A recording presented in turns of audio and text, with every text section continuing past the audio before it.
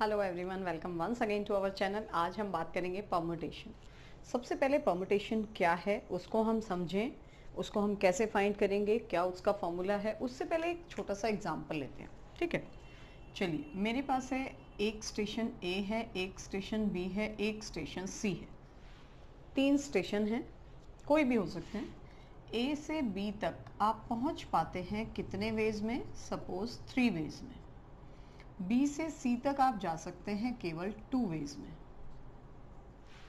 Question clear हुआ? ए से B तक 3 रूट्स हैं, बी से सी तक 2 रूट्स हैं, ठीक है। आपको ए से सी तक पहुंचना है वाया बी, मतलब बी के होते हुए, ऐसा नहीं किसी अलग रूट से आप पहुंच जाएं, नो, बी थ्रू बी या वाया बी, ठीक है। तो हम कितने वेज में पहुंच सकते हैं? सपोज हमने यहाँ से पहला रूट पिक किया, इससे भी आप जा सकते हैं, इससे भी जा सकते हैं। तो फर्स्ट वे के लिए, यहाँ के फर्स्ट वे के लिए ये 2 ऑप्शंस आपके पास हैं। क्लियर? यहाँ का सेकंड रूट आपने अडॉप्ट किया, उसके थ्रू आप इससे भी जा सकते हैं, इससे भी जा सकते हैं, ठीक हो गया। यहाँ के थर्ड रूट के अकॉर्डिंग भी आपके पास 2 ऑप्शंस हैं। फर्स्ट के थ्रू भी 2 हो गए, सेकेंड के थ्रू भी 2 हो गए, थर्ड के थ्रू भी 2 हो गए, तो 3 इंटू 2 यानी टोटल कितने हो गए आपके पास? जब भी हमें टोटल वेज फाइंड करने हैं तो हम इनको क्या करते हैं? मल्टीप्लाई करते हैं। और इसी रूल को हम नाम देते हैं प्रिंसिपल ऑफ मल्टीप्लिकेशन। यानी कोई भी एक आपके पास इवेंट है, वो कितने वेज में फुलफिल है, कितनी उसकी कंडीशंस हैं। दूसरा एक आपके पास है, उसको कितनी कंडीशंस में आप पॉसिबल है वो इवेंट। तो इन दोनों को जब हम मल्टीप्लाई करते हैं तो ये हमें मिल जाते हैं टोटल वेज, ठीक है। और ये प्रिंसिपल कहलाता है आपका प्रिंसिपल ऑफ मल्टीप्लिकेशन। अब परम्यूटेशन है क्या?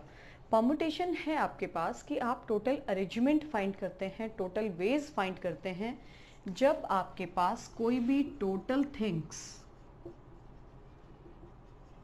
सपोज है n, इसमें से आप एट अ टाइम कितना ले रहे हैं? Taking r।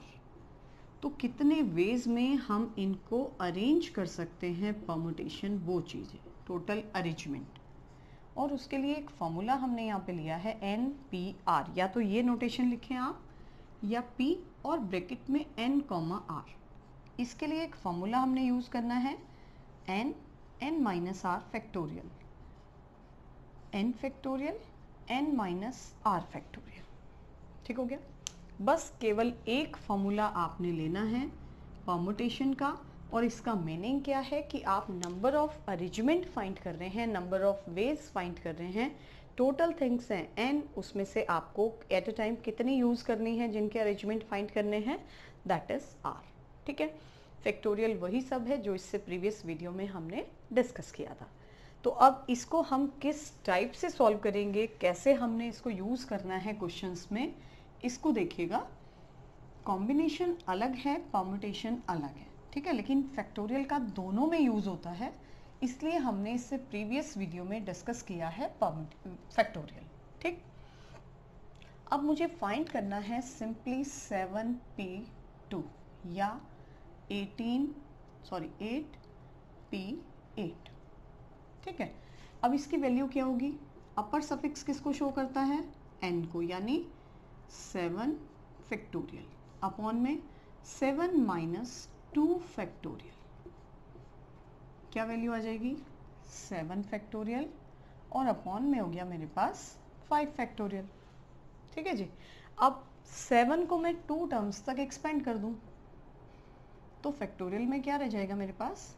5, और ये कैंसिल आउट हो जाएगा, 42 आ गया हमारा आंसर, ठीक है। नेक्स्ट है मेरे पास 8p8, क्या वैल्यू होगी? 8 फैक्टोरियल, 8 माइनस 8 यानी 0 फैक्टोरियल।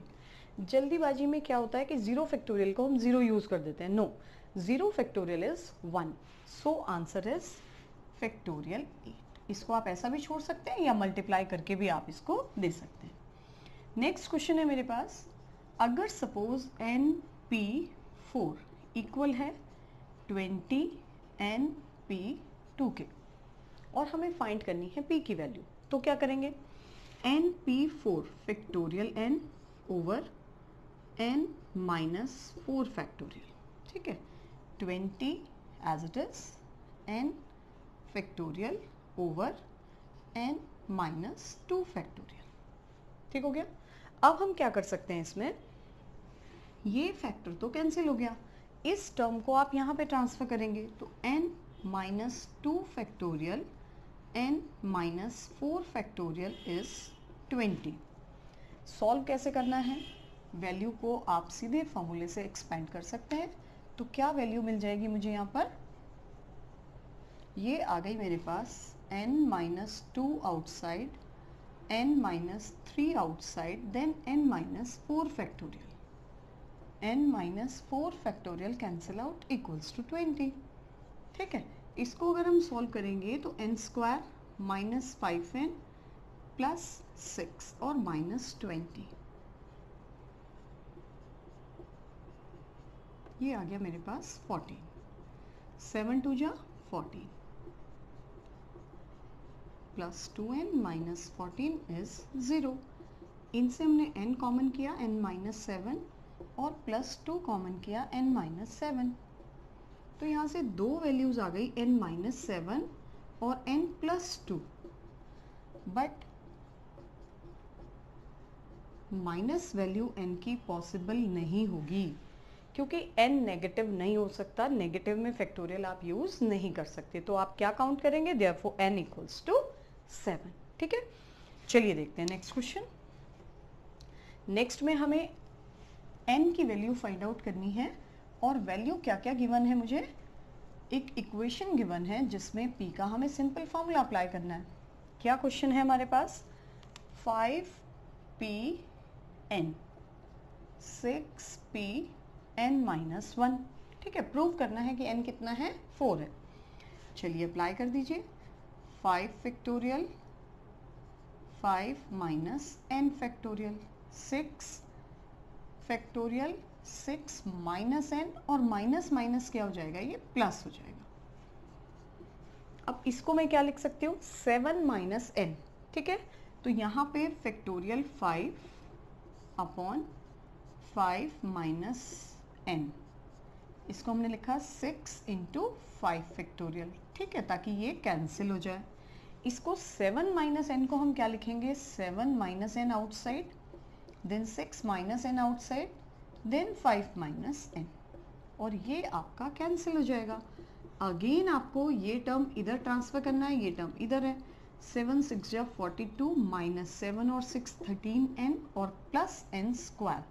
जब ये 6 आप इधर लाएंगे तो माइनस 6 हो जाएगा। ठीक है, इसको आपने सॉल्व किया, n स्क्वायर 13n और 6 गया तो यहाँ से मिला हमें 36, 9 4 जा 36।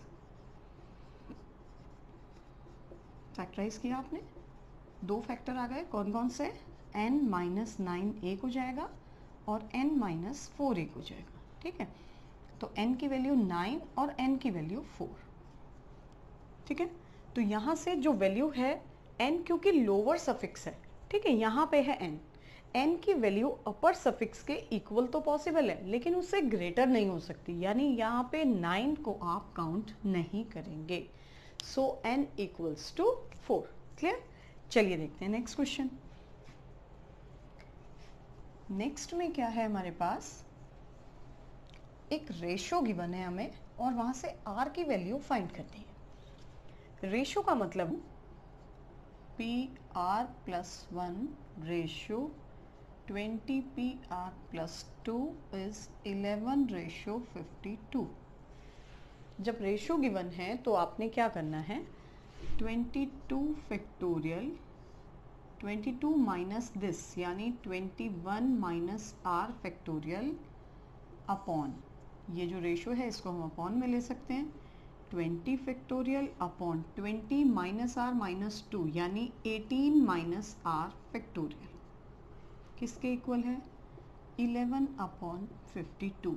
ये टर्म यहाँ शिफ्ट होगा और ये टर्म जाता है न्यूमरेटर में, तो क्या वैल्यू आ जाएगी, 22 factorial 18 minus r factorial upon value आ गई 21 माइनस r फैक्टोरियल और 20 फैक्टोरियल, किसके इक्वल, 11/52 के।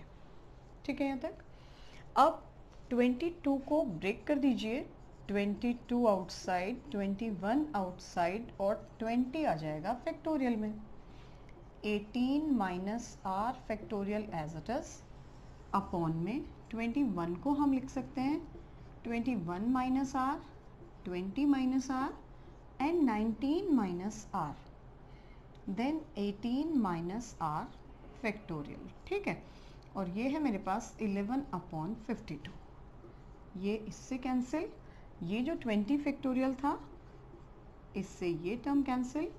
अब हम क्या कर सकते हैं, ये तीनों टर्म इधर ट्रांसफर होंगे, 11 से आप कैंसिल कर दीजिए 2 को।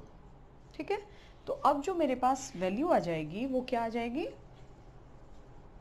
इसको हम लिख सकते हैं 21 minus r, 20 minus r, 19 minus r equal to में टर्म है मेरे पास 52,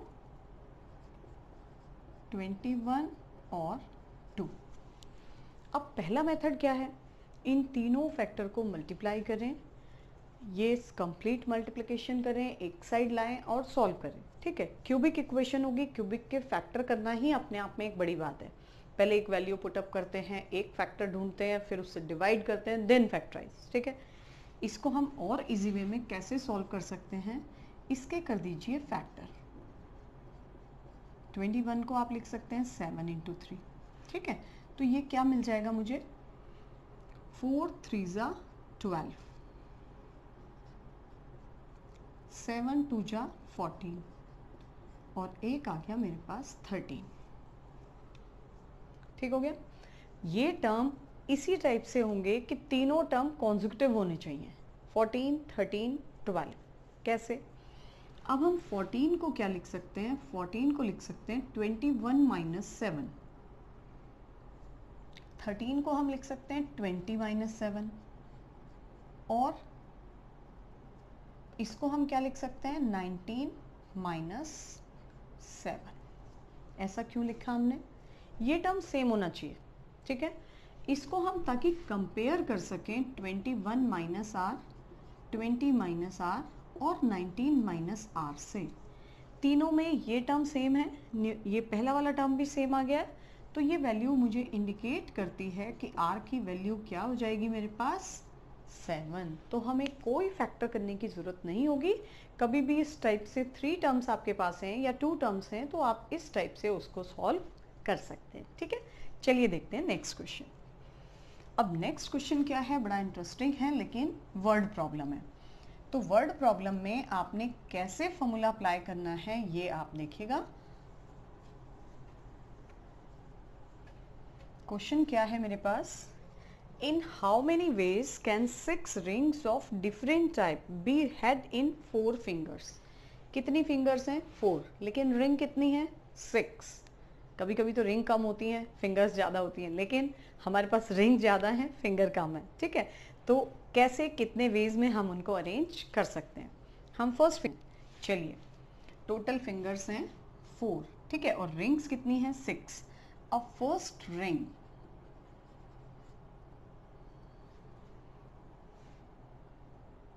had in 4 fingers।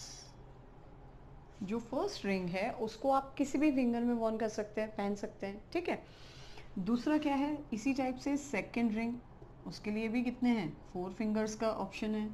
Third ring के लिए भी 4 फिंगर्स का ऑप्शन है। फोर्थ के लिए भी 4 फिंगर्स। फिफ्थ के लिए अगेन 4 फिंगर्स आपके पास अवेलेबल हैं और 6 रिंग के लिए भी 4 फिंगर्स अवेलेबल हैं। तो टोटल कितने वेज पॉसिबल हैं, दैट इज 4 × 4 × 4 × 4 × 4 × 4 यानी 4 to the power 6। इसको आप सॉल्व कर देंगे, दैट्स इट। ठीक है, नेक्स्ट क्वेश्चन में क्या है, 30 टीचर्स हैं टोटल। ठीक है, और उसमें से आपको एक प्रिंसिपल और एक वाइस प्रिंसिपल कितने वे में आप ले सकते हैं। क्वेश्चन क्या है, from among the 30 teachers in a school, one principal and one vice principal are to be appointed. In how many ways can this? So we have 30 teachers. कितने टीचर्स हैं हमारे पास? 30. उसमें से हमें एक प्रिंसिपल लेना है, तो कितने वेज में ले सकते हैं? कोई भी एक पर्सन प्रिंसिपल की पोस्ट पे आ सकता है. और वाइस प्रिंसिपल क्या है? जो प्रिंसिपल होगा वो वाइस प्रिंसिपल नहीं होगा. यानी हमें टोटल क्या लेने हैं? 2 पर्सन आउट ऑफ 30. तो कितने वे में हम इसको ले सकते हैं? Total ways, that is 30p2. और इसमें हम फॉर्मूला अप्लाई कर दें, factorial 30 upon 30 minus 2, that is 28. इसको हम क्या लिख सकते हैं? 30 इंटू 29 और फैक्टोरियल 28 अपॉन 28. ये कैंसिल आउट, इसको आप सॉल्व कर देंगे, दैट्स इट. ठीक है, तो आज इतना ही. नेक्स्ट वीडियो में कॉम्बिनेशन हम स्टार्ट करेंगे. Thank you.